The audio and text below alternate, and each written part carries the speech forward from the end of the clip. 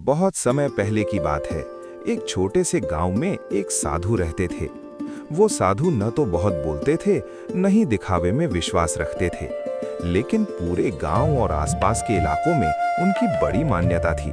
कहा जाता था कि जब भी किसी गांव में भयंकर सूखा पड़ता, लोग साधु से विनती करते कि वे आकर नृत्य करें, और जैसे ही साधु नृत्य करते, आसमान से बारिश होने लगती।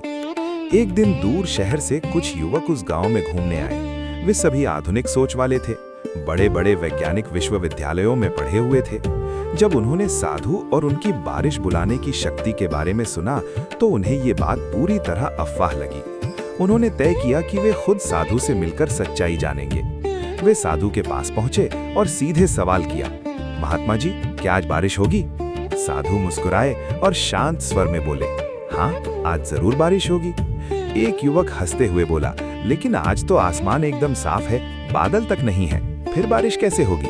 साधु ने उत्तर दिया, अगर विश्वास के साथ नाचा जाए तो बारिश जरूर आती है। सभी युवक जोर जोर से हंस पड़े।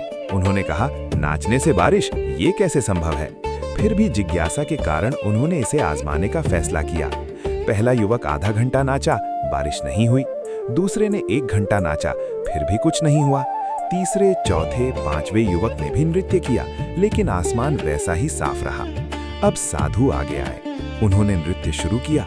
आधा घंटा बीता, 1 घंटा, 2 घंटे, 3 घंटे, 4 घंटे, बारिश अब भी नहीं हुई। लेकिन साधु रुके नहीं। उनके चेहरे पर थकान नहीं थी, केवल आनंद था। उनका नृत्य किसी जिद का नहीं, बल्कि विश्वास और आनंद से भरा हुआ था। युवक हैरानी से उन्हें देखते रहे। शाम होने लगी। अचानक आसमान में बादल घिरने लगे, ठंडी हवा चली और फिर मूसलाधार बारिश शुरू हो गई। साधु अब भी नाच रहे थे, बारिश में भीगते हुए, जैसे प्रकृति के साथ एक हो गए हों। युवकों ने उनके चरणों में गिरकर क्षमा मांगी और पूछा, महात्मा जी, जब हमने नाचा तो बारिश क्यों नहीं हुई, और जब आपने नाचा तो क्यों हुई? हमारे और आपके नृत्य में क्या अंतर था? साधु ने शांत स्वर में कहा, मेरे मित्रों, जब मैं नाचता हूँ तो 2 बातें हमेशा ध्यान में रखता हूँ। पहली, मुझे पूरा विश्वास होता है कि मेरे नाचने से बारिश आएगी ही। दूसरी, मैं तब तक नाचने का निर्णय करता हूँ जब तक बारिश न हो जाए। ये सुनकर युवकों की आंखें खुल गईं। उन्हें समझ आ गया कि जीवन में सफलता केवल ज्ञान से नहीं, बल्कि विश्वास, धैर्य और निरंतर प्रयास से मिलती है। आज के नौजवानों और बच्चों के लिए इस कहानी में साफ सीख है कि विश्वास के बिना प्रयास अधूरा है। सिर्फ कोशिश करना काफी नहीं, अपने लक्ष्य पर अटूट विश्वास भी जरूरी है। जब तक लक्ष्य न मिले तब तक रुकना मत। सफलता उन्हीं को मिलती है जो परिणाम आने तक प्रयास जारी रखते हैं।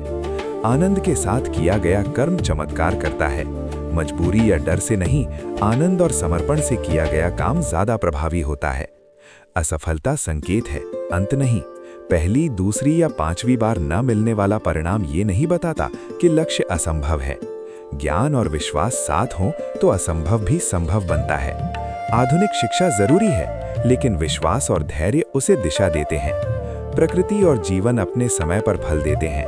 जल्दबाजी नहीं, निरंतरता ही सफलता की असली कुंजी है। अगर कहानी अच्छी लगी हो तो कमेंट, शेयर करो।